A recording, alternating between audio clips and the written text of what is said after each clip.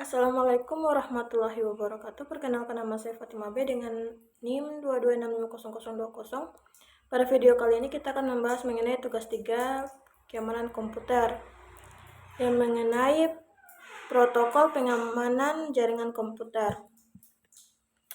Konsep dasar keamanan jaringan komputer. Keamanan jaringan komputer adalah proses untuk mencegah dan mengidentifikasi penggunaan yang tidak sah dari jaringan komputer.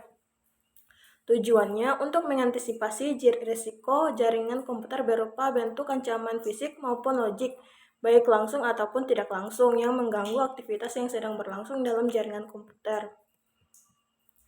Elemen utama pembentuk keamanan jaringan. Yang pertama, ada tembok pengamanan, baik secara fisik maupun maya, yang ditempatkan di antara piranti layanan pengguna jaringan yang biasa saja digunakan serta oleh orang-orang yang akan berbuat jahat. Kedua, rencana pengamanan yang akan diimplementasikan berdasarkan dengan user lainnya untuk menjaga agar sistem tidak bisa ditembus dari luar. Bentuk ancaman keamanan ada secara fisik maupun secara logik. Secara fisik itu pencurian hardware. Kedua, kerusakan pada komputer dan perangkat komunikasi jaringan. Ketiga, wiretapping. Keempat, bencana alam. Secara logik, yang pertama kerusakan pada sistem operasi atau aplikasi, kedua virus, dan ketiga sniffing. Beberapa bentuk ancaman jaringan komputer. Yang pertama, sniffer, peralatan yang dapat memonitor proses yang sedang berlangsung. Kedua, spoofing, penggunaan komputer untuk meniru dengan cara menimpa identitas atau alamat IP. Ketiga, remote attack, segala bentuk serangan terhadap suatu mesin di mana penyerangnya tidak memiliki kendali terhadap mesin tersebut karena dilakukan dari jarak jauh di luar sistem jaringan atau media transmisi.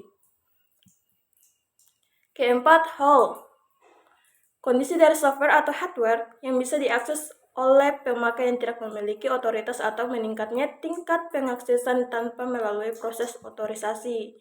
Yang keempat, breaking, yaitu perilaku menjadikan sistem pengamanan telepon melemah.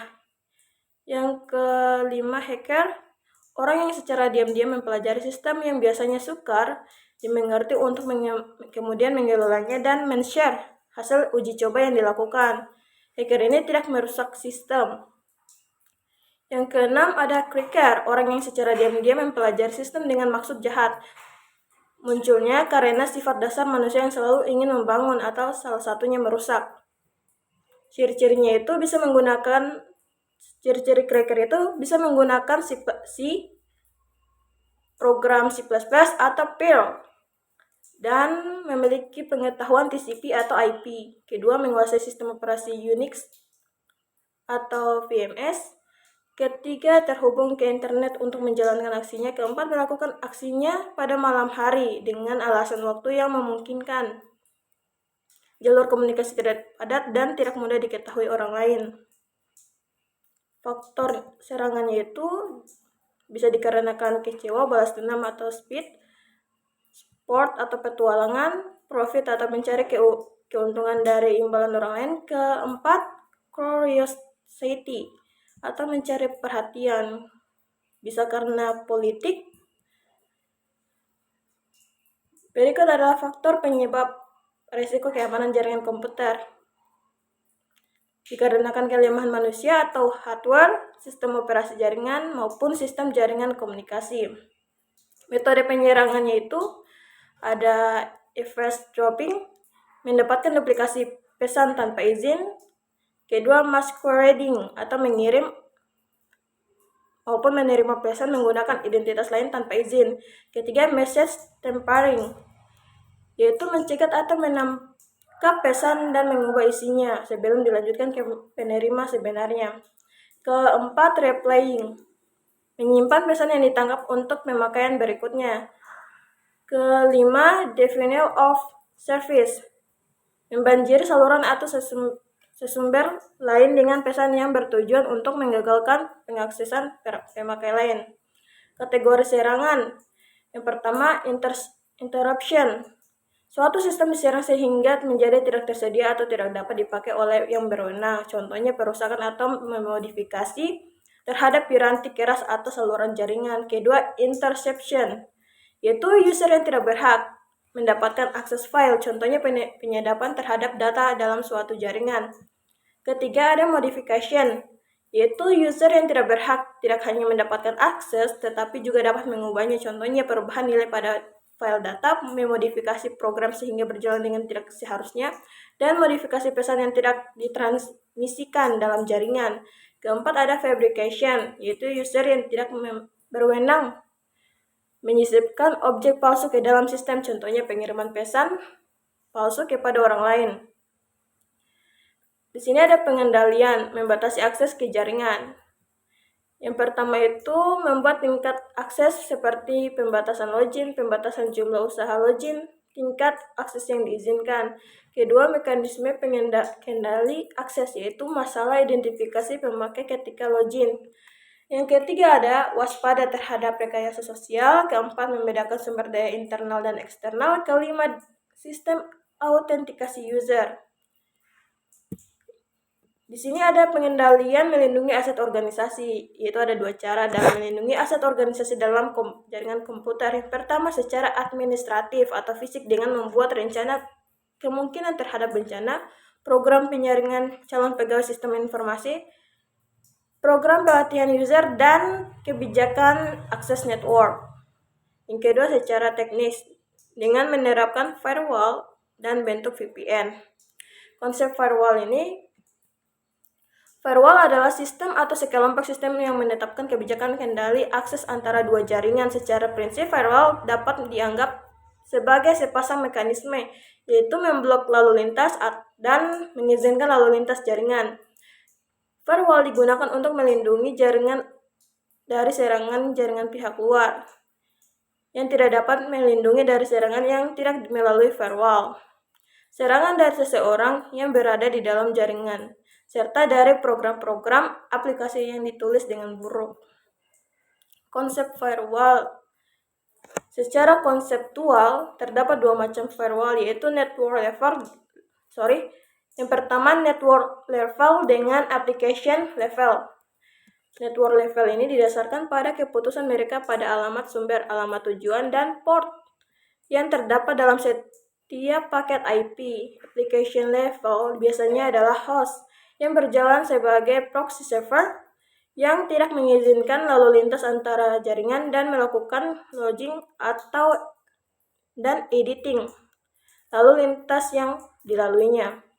Istilah firewall yang pertama ada host, suatu sistem komputer yang terhubung pada suatu network. Kedua, base station host, sistem komputer yang harus memiliki tingkat security yang tinggi. Ketiga, packet filtering, aksi dari suatu alat atau device untuk mengatur secara selektif alur data yang melintasi suatu network. Dapat memblok atau memperbolehkan suatu paket data yang melintasi network tersebut sesuai dengan kebijaksanaan alur data yang digunakan. Keempat, perimeter network. Suatu network tambahan yang terdapat di antara network yang dilindungi dengan network eksternal dan menyediakan layer tambahan dari suatu sistem keamanan. Nah, di sini ada konsep VPN, Virtual Private Network atau VPN, atau jaringan pribadi maya sama dengan jaringan pribadi.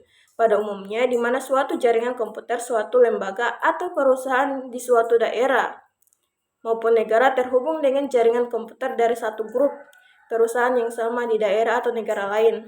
Perbedaannya hanyalah pada media penghubungan terjaringannya, yaitu pada PN. Media penghubungnya masih milik perusahaan atau grup itu sendiri, sedangkan VPN itu medianya penghubungnya itu jaringan publik seperti internet.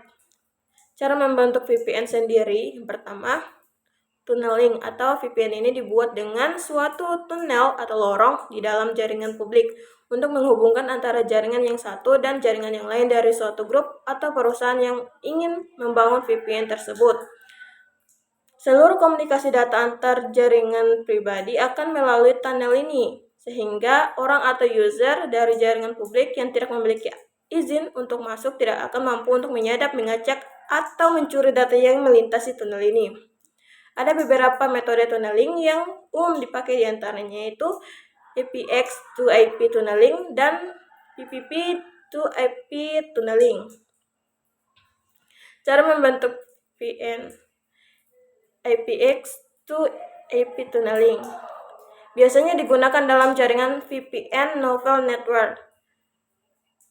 Jadi dua jaringan novel yang terpisah akan tetap dapat saling melakukan komunikasi data melalui jaringan publik internet melalui tunnel ini tanpa khawatir akan adanya gangguan pihak ketiga yang ingin mengganggu atau mencuri data. Pada IPX ini, paket data dengan protokol IPX standar protokol novel akan dibungkus atau dienkapsulasi terlebih dahulu oleh protokol IP, sehingga dapat melalui tunnel ini pada jaringan publik internet. Yang kedua itu PPP to IP tunneling, sama halnya untuk ini, di mana PPP protokol dienkapsulasi oleh IP protokol. Beberapa vendor hardware router seperti Cisco, Siva, Bay Network sudah menambahkan kemampuan VPN dengan teknologi tunneling pada hardware mereka. Yang kedua ada firewall. Cara membentuk VPN ada firewall juga. IP heading atau mapping, kemampuan ini mengakibatkan IP address dalam jaringan dipetakan atau ditranslasikan ke suatu IP address baru. Dengan demikian, IP address dalam jaringan tidak akan dikenali di internet. Privilege limitation.